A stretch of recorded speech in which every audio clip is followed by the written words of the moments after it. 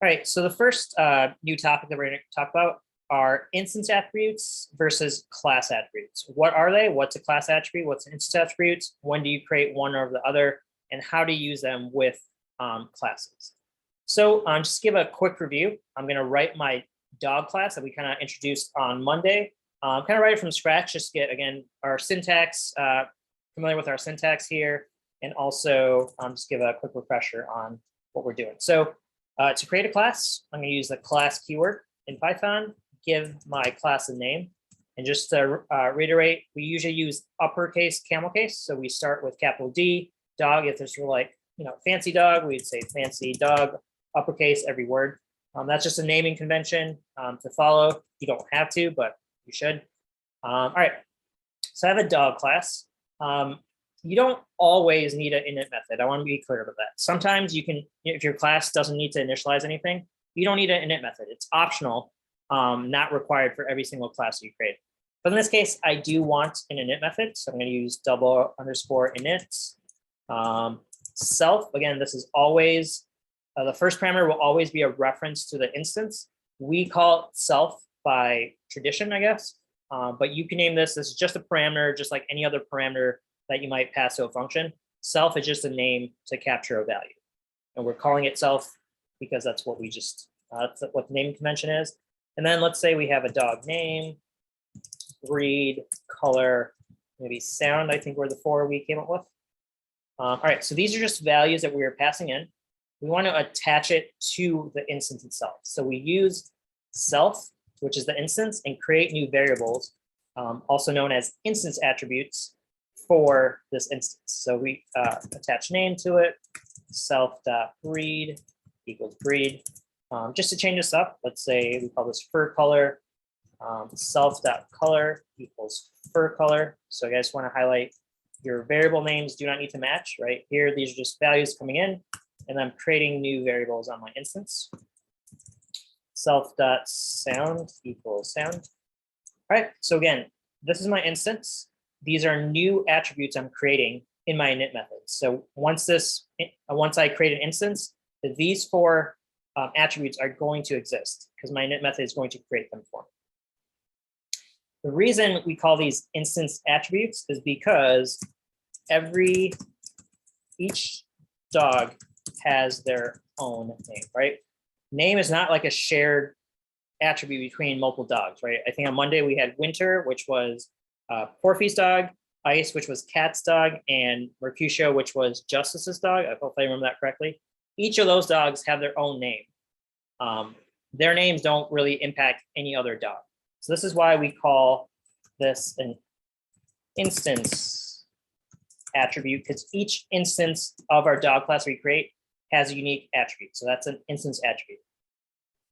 So let's create a dog instance. I'm going to create Fido.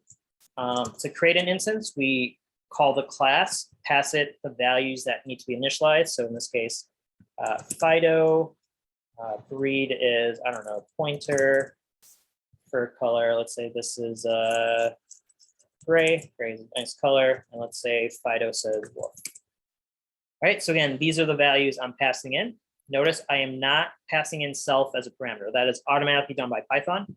But these additional values, that's what I'm specifying here. And then that's what's going to be created for the instance. So now if I wanted to, I could do print Fido.breed, and that should print out the breed that I attached to that instance.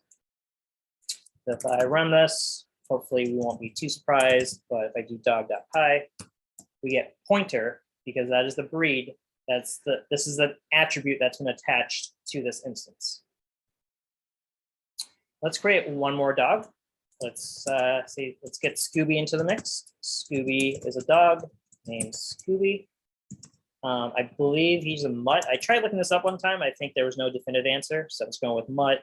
Scooby is, of course, orange, and he says Scooby Dooby Doo. All right, so we have Scooby now.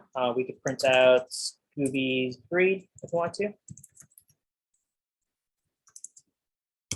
All right, there we go. So we get pointer, we get mutt. So notice that breed is different for each dog that we create. I mean, it could be the same, right? Like, Fido and Scooby can both be pointers, but each of these dogs have that attribute that's unique to itself. Before I continue on here, any questions about instance attributes? So we understand how to create them, why they're called instance attributes. Again, they are specific to each instance, hence the name instance attributes.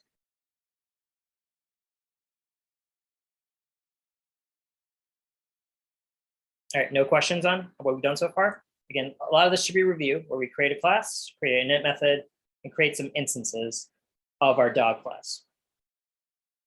Okay, so moving on now, let's talk about class instances. So we create class instance attributes, class attributes. We create class attributes when we have something related to dogs that apply to pretty much every dog that's going to get created, right? So names are unique, right? We name our dogs different names. They can have different colors, different sounds, but there are some things that are universal to all dogs that kind of just exist for the concept of a dog. So one thing could be species, right? No matter what dog exists in this world, they're all considered the same species. That's just how the biology or taxonomy, whatever term is correct, works. So all dogs are the same species. I'm just going to copy this because there's no way I'm going to spell this correctly, but I did look this up. So I'll just copy this entire thing. So the species for dogs is Canis lupus familiaris. Hopefully I pronounced that correctly. But this is a class attribute because every single dog shares this value, right? You can't have a dog that's a different species. Like that's just not how science works. So every dog, no matter which dog we create, Fido or Scooby, all of them are going to be this species. Right, so because all dogs share this attribute, we create a class attribute that kind of exists outside of our init method. It's just part of our dog class, regardless if an instance exists or not. Again, if no dogs existed on this planet, they're still going to have a species name because they once existed, and that's going to be what we specify here. An instance does not need to exist for this species name to exist. I think Lyman, did you have your hand raised? Yeah, so I guess one way to think about it is because it is an attribute that applies to all dogs in this particular example, we can define it outside of the init method because we don't have to pass it into when we initialize a new variable or object or something that refers to a new initialized version of this class.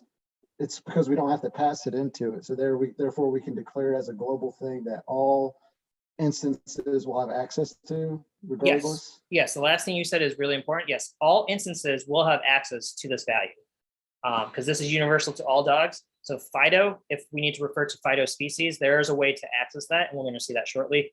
But yeah, we're not passing in this value because, again, I want to reiterate why we don't need to pass it in. It's because no single dog needs to exist for this idea to exist. What I mean by that is, again, this is not tied to an instance. So if I actually want to refer to this value, I can do that through the class. I'm going to type dog, capital D dog, that's my class name, dot species.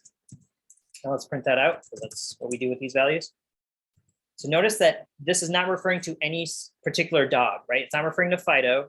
It's not referring to Scooby. It's just saying the generic idea of a dog, show me its species. So if I do it this way, I could do dog.py. So we print out the species name. Again, this is not coming from any instance. This is just the idea of a dog has a species attached to it.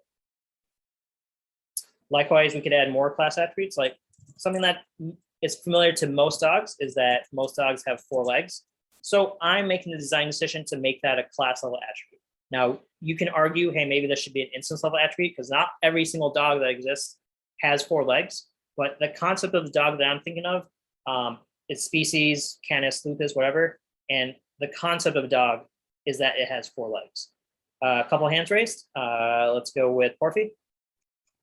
Hey, thanks. So can I also call species by using one of the instances that we named? So like by doing like Scooby.species? Yep. Great question. Let's actually explore that. Andrew, I know your hand was raised, so we'll get back to you. I have the same question. Okay, perfect. Great. great example of, if you have a question, someone else likely has the question and might not ask it.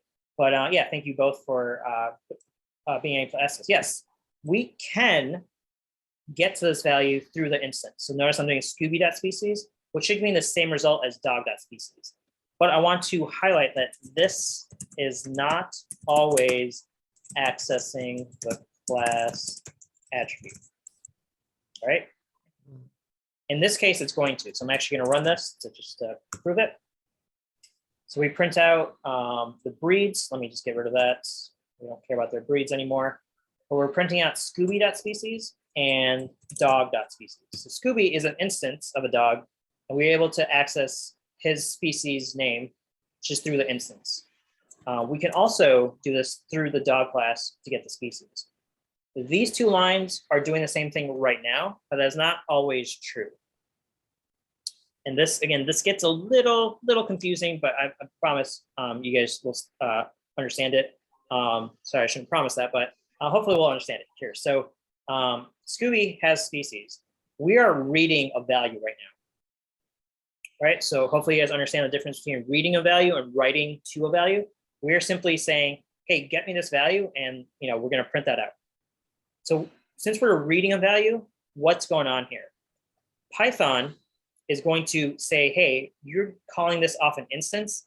Let me search on the instance to see if species is an instance attribute that exists. So it's going to say, all right, we have name, we have breed, we have color, we have sound. Nope, I have not found species on the instance level for Scooby.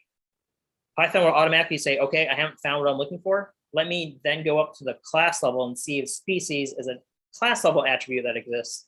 In this case, yep, species exists. So it's going to say, all right, I'm going to default to use the class level attribute because I didn't find anything at the instance level. This is different than this. This is automatically going to the class level and giving us that value.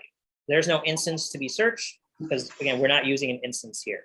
So although both of these lines give us the same thing, they're not always going to give us the same result. And to highlight this, I'm just going to add something a little wacky. Let's say Scooby is like some alien dog and has some other species name. Let's call him Snacks, Lupus, whatever. Let's say that is his species name, right? What's going on here? Let me make some more space so we actually highlight this. Scooby and Fido. This, again, this is slightly the confusing part. It may appear that we're modifying this value. That is not what is happening. What we're actually doing, we're creating a new instance variable because we're writing to it. We're creating a new instance attribute called species specifically for Scooby. This has no impact on Fido. So Scooby, you can imagine we're just doing self.species equals new thing, or snacks, whatever I called it, snacks, lupus, whatever. But this is only for Scooby. So I don't want to put it in init method because this is going to impact every single dog that gets created. Instead, I've decided to create a new species instance attribute on Scooby. And now if I print out Scooby.species, let's see what happens. So I'm printing out Scooby.species and dog.species. Notice that Scooby species is snacks, lupus, whatever, and dog has been unchanged. That class level attribute has not been modified. And to highlight this, let's actually print out one more thing. Let's print out Fido.species. So Fido does not have an instance attribute called species. It's going to bubble up to the class level. So I would expect Fido.species should still be Canis lupus familiaris. Well, let's prove that to ourselves. Okay, so again, this is Fido's species. Maybe I should label these to make it more clear, but I see some hands raised. So I'm sorry, I didn't catch whose hand was raised, but please ask your question if you have any. Hey, so I guess one way to think about it is you're creating an instance specific variable. It's only accessible from that specific instance. It's not being added to it like the actual variable for the class. So only Scooby would have access to this uniquely created species variable, right? Correct. Or, yep. Property. Yep. Because here we are creating a new instance attribute. We are not, again, I'm writing in caps to emphasize, we are not updating the class attribute, right? The reason this works is because they're named the same thing. So it gets a little confusing, but this is how you might be kind of designing some of your classes. You might want to create an instance attribute with the same name as a class level attribute. We'll see this more in inheritance, so that's a topic for tomorrow. But understand that this is not atypical, where you might create an instance level attribute that's the same name as a class level attribute. That kind of gives you intended functionality. Where now, if I had an instance method that said, show species, return, let's do self.species. Now, again, we're going to get the same behavior as before, where Scooby, with self is pointing to Scooby, that's going to print out Scooby's newly created species name. So let me use this function now. I guess this doesn't really change much, but let's get rid of this. So again, we're using self.species in both cases, but for Scooby, that's going to go, all right, you created an instance level attribute, so I'm just going to use that one. For Fido, we've not created a species instance level attribute. So even though we're accessing it off the instance, Python's automatically going to go to the class level because it doesn't exist on the instance level. Yep, I'm going to pause here, make sure we answer questions. Is there still a way to access that class variable? Yeah, I mean, you would do it With the through Scooby? dog. You would do it through dog.species. Okay. Yes. So yeah, I guess, yeah, it's not through Scooby, but you would have to do it through dog because dog always points to the class.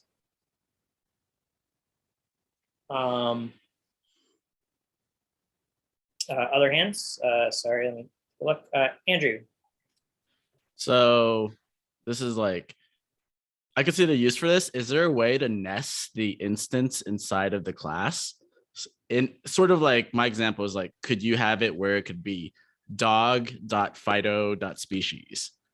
Nope, that would not make sense because dog has no idea about Fido. Dog is a concept, Fido is an instance. So if I did dog.fido, wouldn't make much sense. If we did need to achieve that, it is possible. So one thing we could do, just to kind of add on here, I think this was a question from Monday. We can keep track of all dogs in a list. This is a class level attribute. So we could say in our init method, let's do all dogs dot append self. So we do dog dot all dogs. Now we're saying we have a class level attribute that keeps track of every single dog. Keep track of every dog created. Again, this idea exists outside of a particular instance. We're using this container to store every dog that gets created. So we do it in a init method saying, hey, self is the instance that's getting created. Let's just append that to our class level container here. So now, Andrew, maybe related to your question, if we want to do something for like, dog dot all dogs dot, how do we do this? I do a for loop. So for dog in all dogs, if dog equals Fido, maybe do something. Print we found Fido. Does that kind of make sense, Andrew? I don't know if I'm. Yeah, it makes sense. I just wanted to ask because I can see the use of this in like a huge project. Yeah, because so you would want to organize stuff like this in a way. Yeah, like keeping track of all dogs here is totally sensible. You're gonna probably do this with your school interface challenge, which I think you guys start tomorrow, or maybe tomorrow I think. But yeah, again, dog. This is just a concept. If we want to track all dogs, it makes sense to do that within our class. Like we could do this outside. We could have a all dogs container here. This isn't necessarily wrong, but if we have a dog class and we have something related to keeping track of dog instances, it should be nested within our dog class. Like we could achieve it with a global variable here and do that here. But that's, again, we want to organize things in a sensible manner. So having global variables is not usually recommended. Nathan, did you have a question? I did, but I answered it myself. Thank you. Okay, let's just do one more example here for instance attributes and class attributes. I'm going to create a new dog. Let's call him Hero. So Hero is a unique dog in that, let's do this Hero, say was a German German Shepherd. This tooltip's really annoying. Shepherd. Let's say he was, I don't know. Let's say he was a red dog. I don't know. I think red dogs are rare, but. All right, so let's say hero, again, is a unique dog. So I've decided in my design, again, this is my personal choice. I decided to have legs as a class level attribute. Let's say hero is a special dog, and let's say he lost a leg somehow. So I could say hero.legs equals 3, for example. So again, this is only going to impact hero. Scooby and Fido still should refer to 4 legs. So if I want to print these out, I'll do Fido, oh my God, these tooltips. Dot legs, and then print Scooby. I gotta find a way to disable these tooltips. Dot legs, and then finally we have print hero dot legs.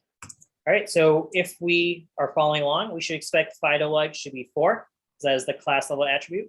We should expect Scooby dot legs to be 4, because Scooby does not have a special instance level attribute. But hero, we specifically said create a new instance attribute. So hero dot legs refer to this 3, not this value of 4. So let me run this. We get 4 for Fido, 4 for Scooby, 3 for hero. Now, again, it is possible to modify class level attributes. We can't do it this way through the instance. Let's say we land on Mars, and Mars has like an alien dog population, and we want to model that in our application. Let's say dog.legs now needs to be 5. This is modifying the class level attribute. So I reran the print statements here. Let me call on someone just because I like calling on some students here. Let's go with, who haven't I chatted with recently? Let's go with Brian. Brian, can you tell me what you would expect these 3 lines to print out, given the code that I've written here? Fido and Scooby would be 5, and well, hero stays 3. Yep, absolutely correct. So setting the class, like modifying the class level attribute, it's not gonna like automatically erase the instance attribute that we created for hero. Hero retains this instance attribute, but Scooby and Fido were relying on the class level attribute, again, class level. So Brian's absolutely correct. These 2 values should be 5, and this one should be 3. So we run that, and let's verify that. So again, these 3 were from these calls. We've updated dog.legs to 5. So our output is 553, which is absolutely what Brian said and what we would expect. All right, so again, just to kind of review, we want to create class level attributes where these attributes are shared amongst all dogs. Like you don't need a single dog to exist for these concepts to exist. For a name, like a name is unique to a dog, right? So you need an actual dog for that dog to have a name. Versus species, a dog species exists outside of like any single dog existing. So understand why we create class attributes or instance attributes based on the use case for those values. What questions do you guys have about class attributes or instance attributes or anything that we covered right now? I have a question about the all dogs list. What exactly will that show? Like, since you're appending self, is that going to show like class attributes like species and legs, as well as like the name, breed, color, sound? So that, again, it's going to be all dogs is going to store our dog instances. So Fido, Scooby, and Hero are going to be stored in this all dogs container. If I created a dunder f string just to show something better, I could do self.name. Let's say my name is that, and I say self.sound. So this is my,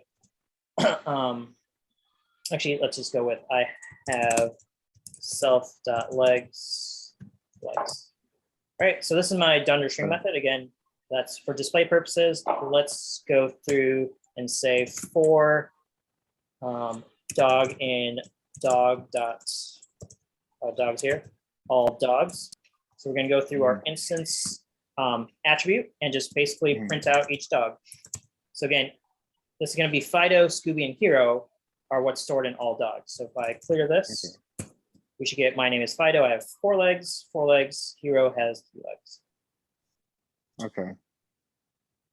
A lot of hands raised. So Rob, what's your question?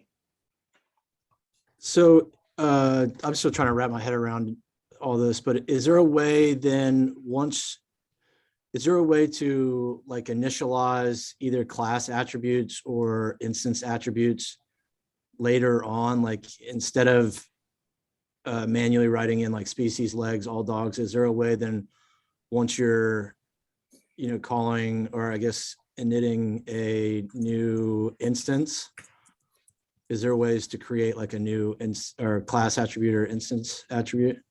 Yep. All dogs go to heaven. We can create a fact attribute in this case on the dog class. So every dog is now going to have access to a fact. So if sorry, that's heaven. If I do print Fido.fact, let's call that fun facts. All right, so now Fido is the same case as before. Python's going to search on the instance level and say, hey, do you have something called fun facts that I can refer to on the instance level? Python's going to say, nope, Fido doesn't have that. So let me bubble up to the dog level. So yeah, you can create, dynamically create additional attributes after your dog class is kind of defined. So if we ran this, we should see all dogs go to heaven. Important thing is the reason we do it here is this guarantees that these values are going to exist. Meaning if I try to do print Fido.funFacts up here, before I actually create this value, I'm going to get an error because that value does not yet exist on line 30. So notice I get dog has no attribute fun facts. So again, we do stuff in an init method to guarantee that instance attributes are guaranteed to exist. So name, breed, color, and sound definitely will exist for every single dog. Likewise, species, legs, and the all dogs container is going to exist for our dog class. So we're guaranteeing that. But yeah, if we want to add, again, a fun fact for a dog later on, or if Fido wants, favorite food that we want to add on later, yeah, we have the option to add that. Andrew. It's more of a Python question. So we're doing a lot of reassignment. How do we make a constant in Python? Not possible. What if I know. What if I don't want people to touch my dog? That's understandable. So JavaScript and many other languages have an idea of constant variables. Python, one of the downsides, does not. I'm kind of bummed about that. The naming convention for constants, again, this is a convention that's not prevent it, is using all caps. So if we'll have like, don't touch this dog, use all caps to tell a developer, hey, this dog should not be modified. So I do don't touch this dog equals dog, Andrew's dog. And do you want to name your dog here? Charlie. Charlie. All right. So here we'd create a dog and the developer say, hey, this is in caps. I should probably not do any modification as in like adding attributes or modifying any values in it. But yeah, Python does not have constant attribute or constant variables, unfortunately. Courtney? Can you just print Fido? And I just am curious what all. Yeah, sure. So let's get rid of some of this madness. Let's just print Fido. Print Fido. So well, I was actually wondering with adding all of the attributes, like what would come up? Yeah, I mean, so again, when you simply print Fido, remember it's going to rely on the str method. So I've defined that converting this to a string should be this. But if you want to see like a dictionary representation, you could do __ dict. So let's do both. So I'll do print Fido and print Fido dictionary. We can take a look at them. Fun fact, oops, let me get rid of that line. Okay, let's take a look. So here we get, this is the string representation of Fido that I defined. If you use dictionary, notice you get all the instance attributes here. Now, if you want class attributes, you could do, I think, dog _ dict should be fine. All right, so a class has a lot more to it. There's some built-in things like module main. It also has species that we created, but there's a lot more data behind the scenes for a class. Just to kind of see that here. We did dog.dictionary, we got this madness. So there's a lot going on for classes. I don't know if that was what you wanted to see, Courtney. I think so. So basically just to figure out everything about Fido, the line 38 is the best way to do it. Yes, this would be instance attributes for Fido. Yeah, you can do that through the dictionary. I think we use the vars function on Monday also. I think does the same thing. But yeah, there are ways to access attributes. So notice favorite food exists for Fido, but that would not exist for Scooby. Although he loves Scooby snacks, I hear. Porphy. Yeah, so I was wondering, and stop me if I'm getting too far into the woods, would it be possible to somehow, like, let's say you got to create a bunch of classes for a bunch of animals, rather than having to keep copying and pasting, like, you know, cats and this stuff, like, that have similar things? Is there a way to use some sort of like a dictionary to set up like attributes and values? Sorry, you lost me with your question there. Could you repeat it or rephrase it? Yeah, like if you're creating a class, is there some sort of way to set up an init in a way that it'll just take a list like self dot and then like a dictionary of values? Yep. Okay. You could say values dictionary, and then now I could do values name if I pass in the name. So yeah, if I want to make this a little more flexible, where maybe I want to pass in 30 different parameters and I want to keep adding them to my init, I could use a values dictionary and do it this way. So yep, dictionaries are very handy. Totally gives you some flexibility. You can also use the args and quargs thing that we saw earlier to kind of make it flexible. But yeah, the answer to that is yes. Jake. The way it's set up now, it kind of looks like all dogs list could be accessed. Like maybe you could append without actually creating a dog instance. Correct. You could add some random dog name that's not even from the dog class. Is that correct? So Yes. is there a way to privatize that or like restrict it so you can't access all dogs from outside the class, or like make it so Not so that you know what I mean, like yeah. so that you can't touch it. Yeah, unfortunately, the answer is not really. There are certain things you can do, again, more of as developer to say this shouldn't be modified, but no, in Python, everything is public, meaning anyone can access these values. Again, there might be certain things you do to kind of hint that you don't want to modify it or access that directly, but in Python, unfortunately, it's not really possible. Other languages provide better mechanisms for that. Okay. Sukhdev?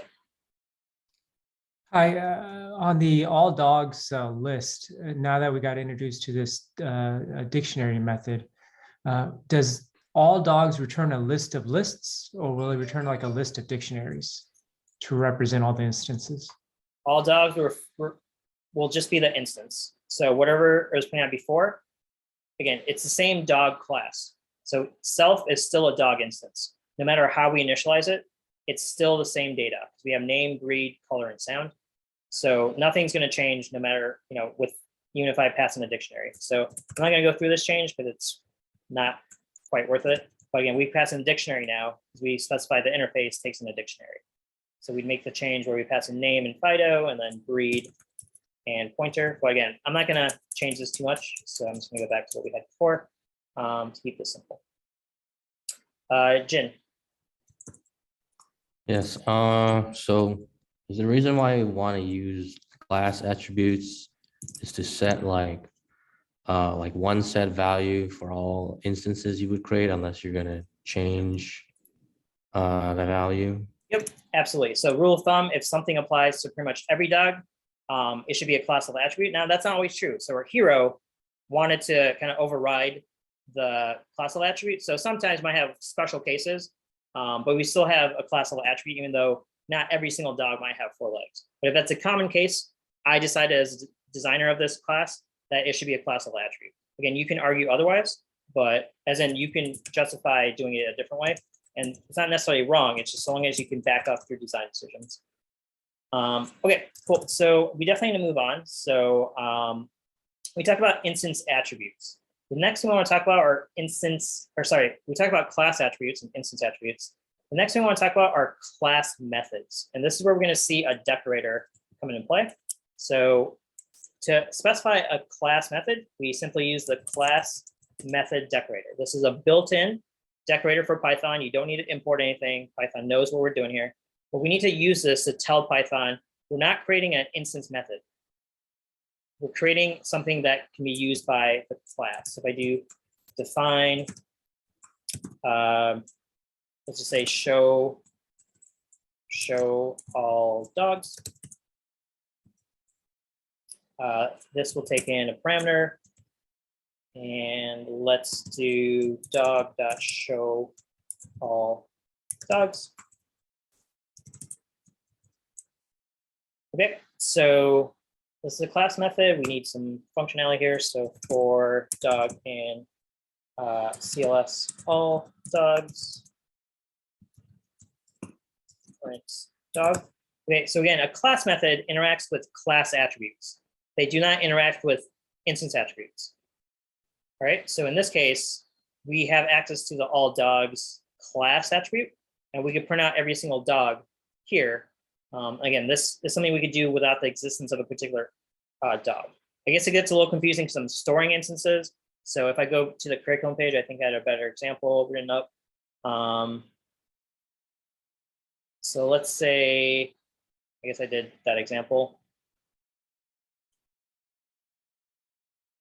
All right, so let me just copy this code to expedite it.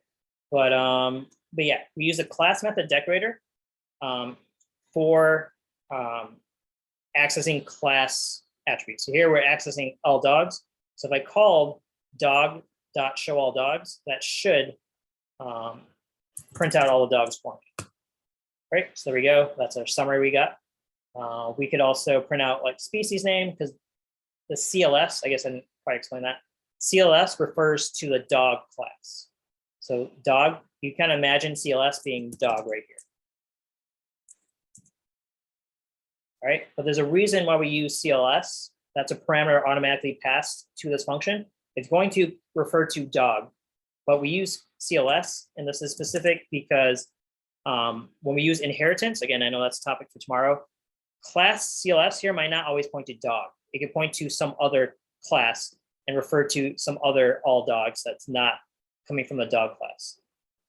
I know that's probably a little confusing at this point, but just understand that this is a reference to the class, much like how self is a reference to each instance. So again, self refers to Fido or Scooby or Hero.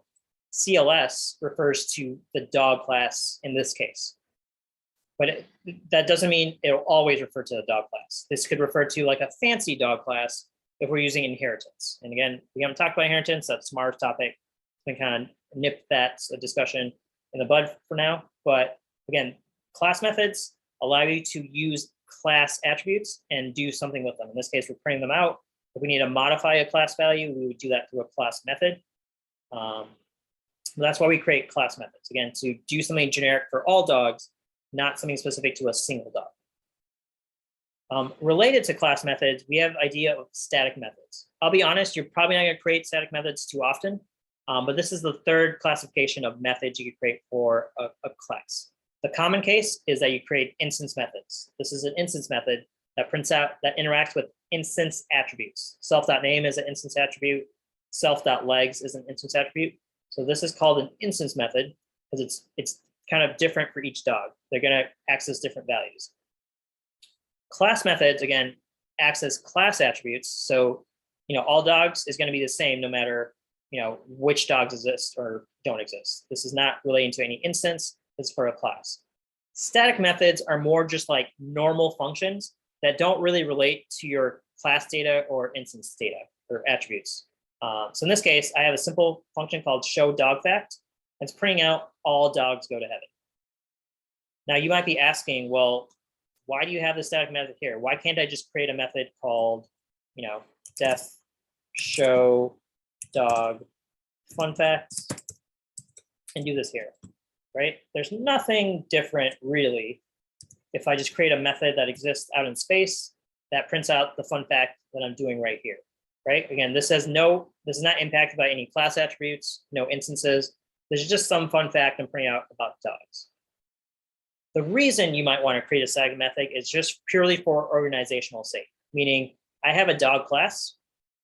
This, whatever logic I'm doing here, relates to dogs in some respect. In this case, it's a fun fact about dogs. I think it makes better sense to organize it within the dog class rather than just having a free floating function here that is not tied to my dog class in any way. Again, this is a design decision. You do not and probably will not be creating many static methods. But just understand, if you want to create a static method, you use the static method decorator to tell Python, hey, treat this function in a special way.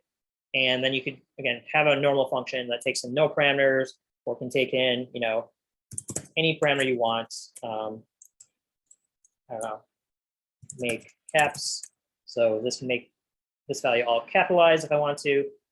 It's just any normal function just nested within your class. Sukdev, you have a question? Oh, no, sorry, I forgot to put my hand down. Okay. Nathan, question? Yeah, could you explain one more time for me on the class method where the input CLS comes from exactly? Yeah, so this is very similar to the self parameter where we don't pass it in ourselves. Python passes it for us. And it's just Nope. passing in the entire class as a whole? Yep, so if I print out class here, let's say in function printing CLS, it refers to the actual dog class entirely. So if I ran this, let's see what happens. Notice you get class main dog. So yeah, again, this isn't always going to point to dog. So you guys might be thinking, well, why can't I just use dog here? What's going to change? Right now, nothing's going to change. But understand that CLS may not always refer to dog. And inheritance will kind of highlight this tomorrow, so I don't want to get too ahead of myself. Just kind of accept it that class is automatically passed in by Python. It'll be the appropriate value, and then you could use that inside your class method. Very, very similar to how self is used, where self is automatically passed in, right? Our init method gets a self. We can use that instance here as we want. Okay, awesome, thank you. And yeah. Sean, you have a question? Yeah, so I'm kind of confused about the add static method. Like, if you had deleted that line, wouldn't it just work the same? Good question. I'm glad you asked that question. Let's comment this line out. So if we comment this out, Python is going to treat this as an instance method. It's going to assume that self is going to be the first parameter because every instance method automatically gets self or an instance reference passed as a first parameter. So if I had this and I did dog.show, dog fact, if I do this, it's thinking this is an instance method, but I'm not actually calling it from an instance. So if I do this, in this case, sorry, I'm calling it from a class, so it's expecting to pass the class reference as a parameter. So if I ran this, notice, what do I notice here? Okay, that worked, but if I do it from an instance, I guess, hero.showDogFact. Yeah, so here, dogFact takes 0 parameters, but it was trying to pass it that self reference here. So again, we were just telling Python, don't treat this as an instance method, treat it as a static method. So if I make this static, this should work now. So notice all dogs go to heaven because this is no longer an instance method. It doesn't require self to be passed into it. So again, these change the behavior from instance methods and kind of do something else. Class method gives you the class reference. Static method just says, hey, this is a normal function, nothing special going on here. Okay, so that is class methods and static methods. Again, you're not going to be using static methods very, very often, but just understand the difference between class methods and static methods. Class methods still interact with class data or class attributes. Static methods don't need to. They can, like I can still do, dog.allDogs here, but if I'm doing this, this is probably pointing to the fact that this should be a class method and not a static method. Again, this works better with inheritance, so that's a topic to come tomorrow. Okay, I got one more thing I want to go over. I know we're approaching lunch, but definitely something I want to make sure we cover here. So I'm going to go to our last example on our curriculum page, and we'll talk about this quickly. So getters and setters, this is more for proper design, proper OOP design. You could probably get away with not doing this most of the time, but I just want to highlight what proper design would be. So I copied this just from our curriculum page. I kind of simplified our dog class to make it just name and age as our instance attributes. And I've written some code to kind of simulate 20 years in the life of Fido. So if I run this, let's see what happens. That's my output. Nothing too surprising. Fido, first birthday is 1, then 2, becomes 6, and goes all the way to 20.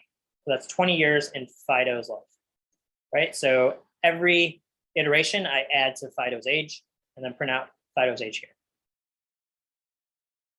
Hoping that's simple enough.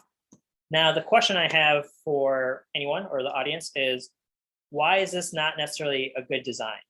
And it's not obvious with what I'm doing right now. But the kind of the factor that comes into play is, what if this needs to change, right?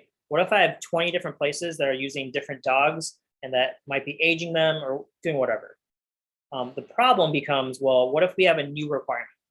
Let's say, unfortunately, dogs do die, but they all go to heaven. So rest assured. Let's say I have a new requirement where as a dog ages, it may pass away. So I need to add a new attribute called self.isAlive. Let's say we default that to true. So initially a dog is going to be alive, but it may not be alive forever. Again, that's just the hard reality of life. Sorry to bum anyone out. So I'm going to change my class here to look like this. Let's do this first. I copy it just to save some time. So I'm going to change this design a little bit using getter and setter functions. Fido, looks like I lost a line of code. That's dog. The question is, the statement is, this achieves the same exact thing as before, but this is a better design. So let's go with this right now. I created a getter and setter function that simply takes in, returns a value and takes in a new value and assigns it. So I'm not doing anything special right now. Actually, yeah, I jumped the gun there, but I've created getter and setter functions. IsAlive, that's gone away temporarily. If I run this, notice I get the same output as before, but the key difference here is now I'm not accessing the data directly. I'm not modifying the data directly. I'm calling instance methods, and those methods are responsible for updating data. So celebrate birthday adds age, adds 1 to the age, and then get age simply returns the age from our code. Just to highlight the difference, to have you guys see what's different.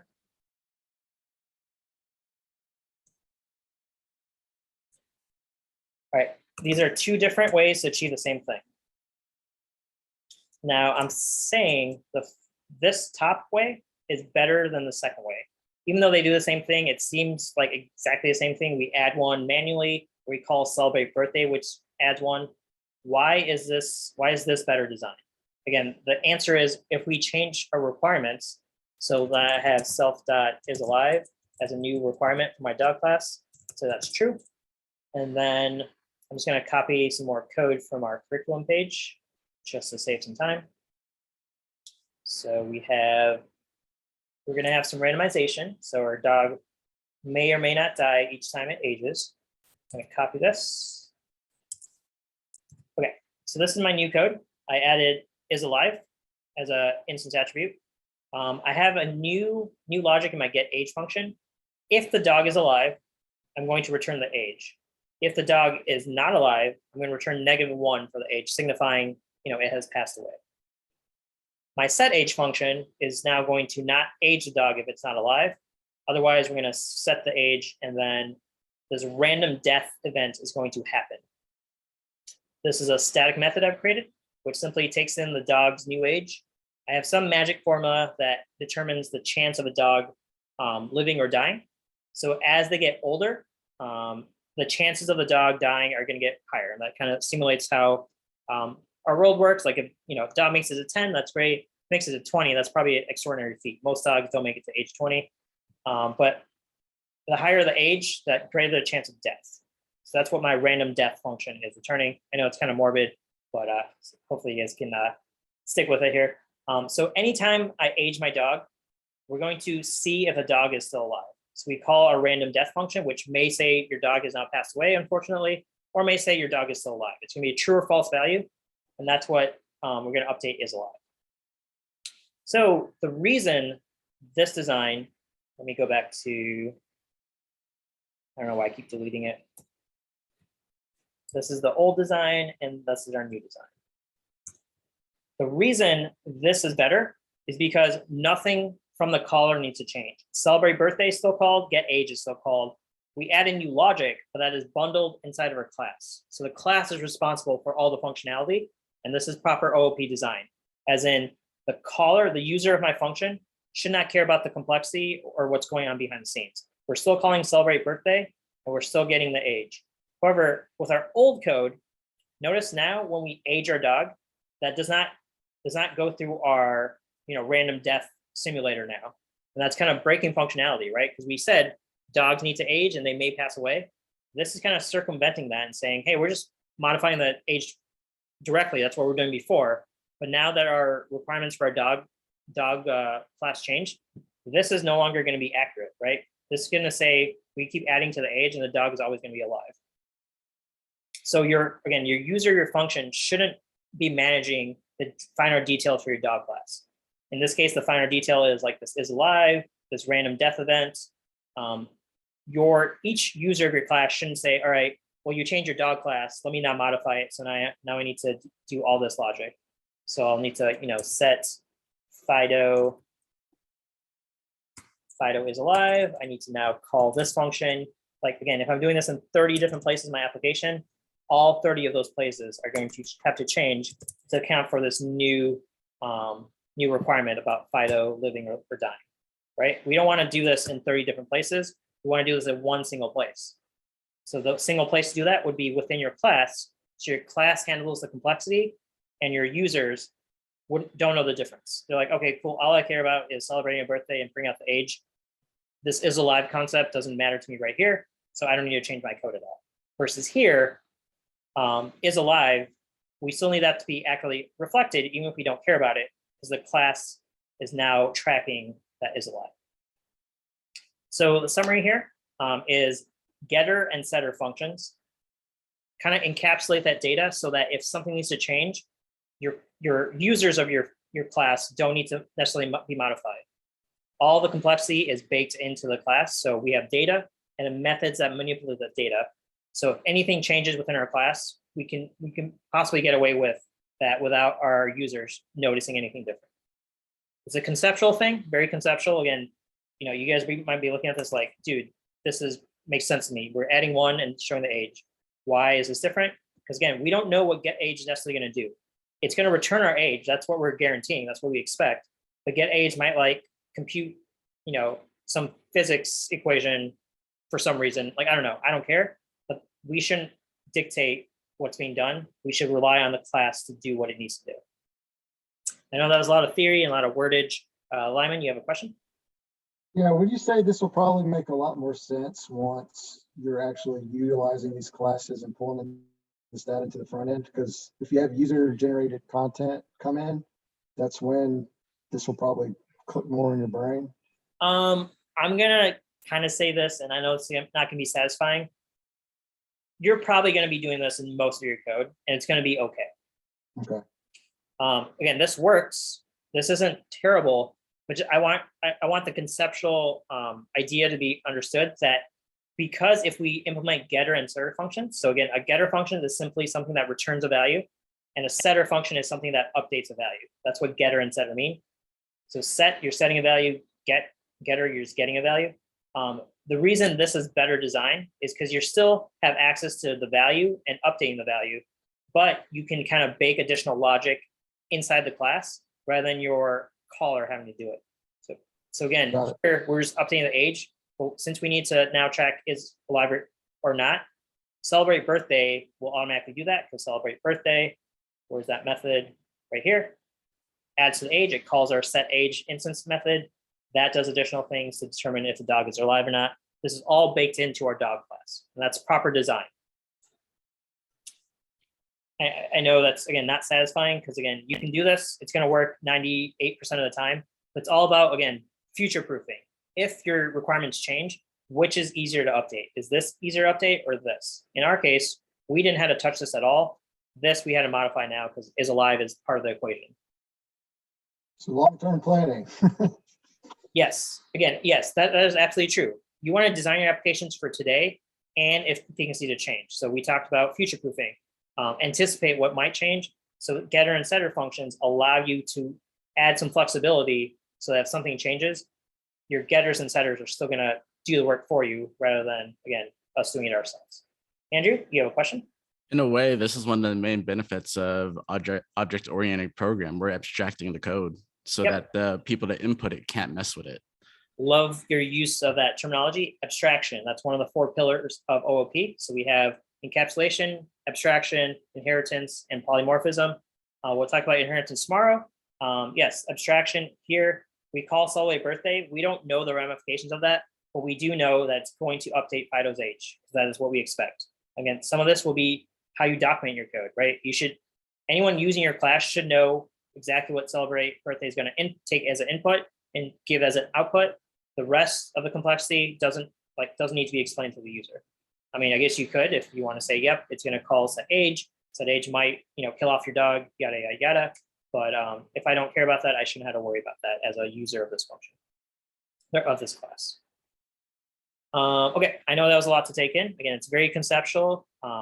Just kind of understand why using getters and setters can be preferable over accessing your data directly.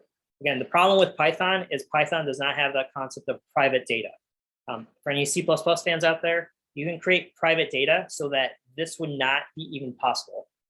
You can say, don't touch the age directly, and the language say, all right, you're trying to modify directly, that's an error, you can't do this. Python, unfortunately, says everything is public, everything can be accessed by anyone, and that's just how Python's been designed. Okie dokes. What questions do you guys have about instance attributes, class attributes, instance methods, class methods, static methods, or getters and setters? I know that's a lot to list there. Definitely review the curriculum page because there's some good content on there. But just try to understand the design, the principles behind it, and why we're kind of suggesting you do it this way. Again, I know it's frustrating. Again, a lot of frustration that I've seen from students is like, hey, I could do this without using classes, or I could do this without using getters and setters. Why do I need to do this? It's all about extrapolating these simple examples to like large scale projects, and you'll see the benefits, especially when you need to like modify your code or update it.